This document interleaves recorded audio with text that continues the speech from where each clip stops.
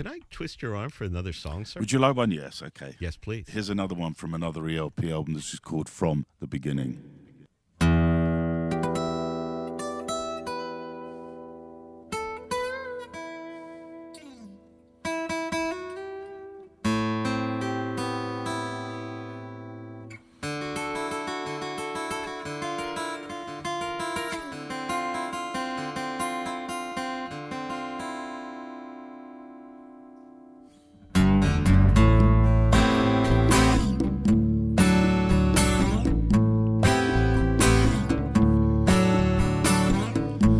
There might have been things I missed, but don't be unkind.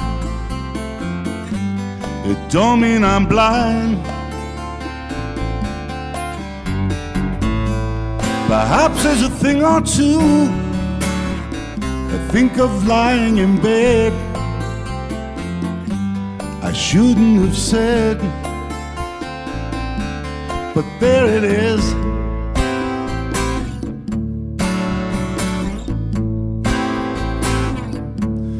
You see, it's all clear. You were meant to be here.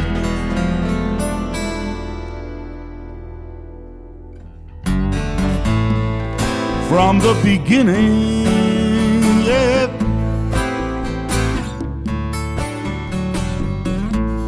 Maybe I might have changed, not been so cruel,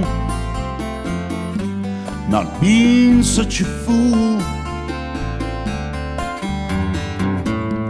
Whatever was done is done. I just can't recall. Doesn't matter at all. There it is. There it is. You see, it's all clear. You were meant to be here.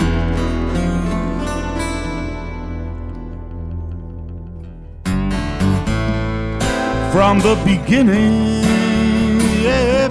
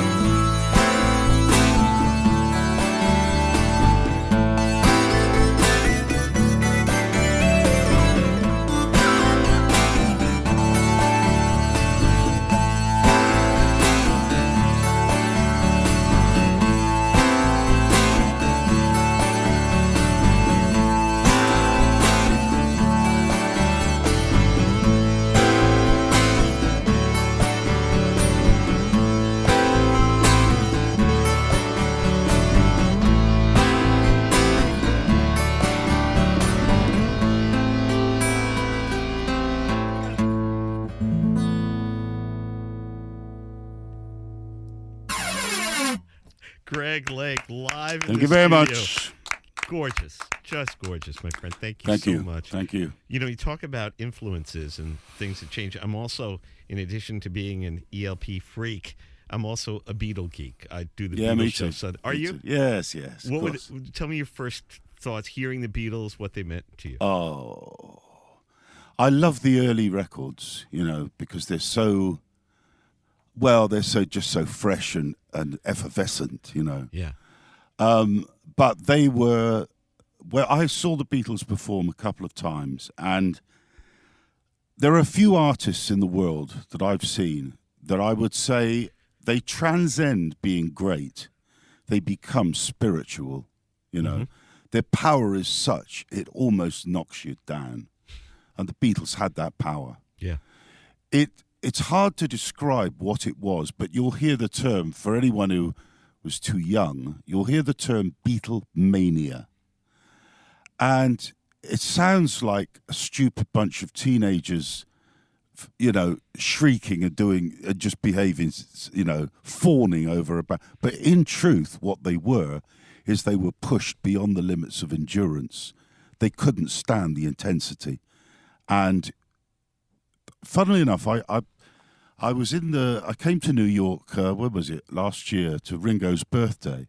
Yes, at Radio City. Yeah, and Do you remember that night? I did. I went up. I played one of the songs at the end. We did Give Peace a Chance, I think it was. Yeah, because Greg, by the way, was in one of the Ringo All-Star. I was, yeah. I did a tour with Ringo, and anyway, so we got up and played this last song, and unknown to anybody, Paul McCartney came on the stage to play to official, and when he walked on, the screaming in Radio City was so intense.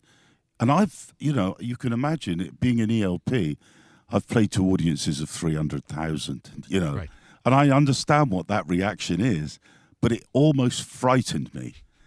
The scream that went on when he came on stage. And it's that sense of excitement that only they can generate. And there's perhaps only one or two other artists I've ever seen that reached that level of intensity. One was Elvis Presley. Mm-hmm. When you've seen Elvis, there's a good reason why they call him the king. Yeah. It was you've been hit. Right. You leave a damaged person. So these are very rare. Most artists, I believe, are kind of reflectors. They take influences and they process them and they reflect out.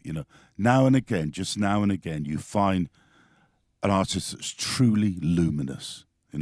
That was the Beatles. They were truly luminous. So beautifully said. When I went on tour with Ringo, I bought the best of the Beatles book. And in it there was 200 songs, and I thought, you never know, he might just want to pick one, and so I think I'll have all the chords ready. And when I got to the rehearsal, he'd found this book in my wardrobe case, and he said, "Greg, what's this?" And I said, "Oh, it's the best of the Beatles book." And he said, "I never saw it before." And I said, "Tell me something, Rich." I said, "I've been lucky; I've had a few hits, but tell me something. How do you have 200?" And he said, "Greg, all I can tell you is every day in the Beatles, John and Paul would walk in, and they both have a song, and they'd both be hit records every single day. It's amazing. So it wouldn't matter where we were, what we were doing, there would be 2 new songs." And he said, every day, that's how it was. Donovan was here a while back, and he said, I've had 5. Eric Clapton had 20.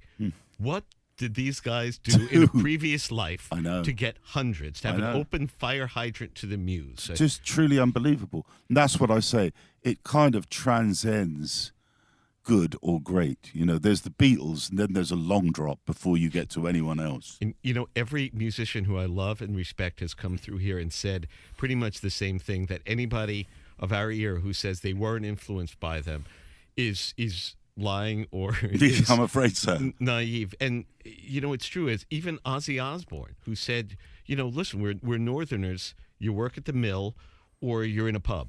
And if you could do it in Liverpool, if you can have a band from Liverpool, yes, why can't kids from Birmingham have a band? He said, that's right. Even just on the basic level, if they gave you another option, of course, to get out of town. Yeah. little Stephen and I, who's a dear friend, have had this. As we said, February 8th, 1964, there were probably 200 rock bands in America. Yeah. The night after they played Ed Sullivan, I don't think you could find a guitar anywhere in this country. No. That Monday. Yeah. You know, even today, when I hear a Beatles song, I ask myself, and I always the same question: what if that were to have been released today, and you'd never heard it before, and it was released today? It would just knock you flat. Yeah. There's so much energy and power and richness and soulfulness, actually. And the records are so beautifully performed, pitch perfect, wonderful harmonies, terrific timekeeping. You see, another thing, Ringo is a really good drummer. People don't realize how good he is. Thank you for saying that. That's great, because he always got short shrift in the history books. What he did, people thought he was this sort of floppy, lovable character, which he is. He is a lovely person. But he's got a terrific drum feel. When you play with Ringo, you really feel that offbeat. He's got a sort of slightly lazy offbeat, and it's right in the pocket, you know, bang. Oh, we could go on forever. Greg Lake in town, because we get to see you at the NYCB Theater, Westbury, Sunday night, April 22nd. I will be there. Every single ELP fan will be there as well. It's called Songs of a Lifetime. And you're even doing a Q&A with the audience this time around? I think that's right, yeah. Oh, that's wonderful. We're going to share some memories. Oh, and the other thing we didn't even get to, my good friends at Razor and Tie are going to remaster and re-release all the material? That is absolutely right. We've just done... Finally. Yes. Every other band gets this, and I'm waiting. My band never gets this. Well, finally. you know what? We actually got fed up with our products being reissued in just, you know, a different cardboard box. Right. And we said, look, we're not going to do that anymore. We're looking for someone who's prepared to really redo the catalogue and really update it. They've remastered it. Fantastic. Absolutely fantastic in 5.1. It's, you know, they've really done a great job on it, and I'm proud of it, really. I can't wait to hear it. Greg, thank you so much for taking the time to come up here. Thank you for having me. It's been a real pleasure.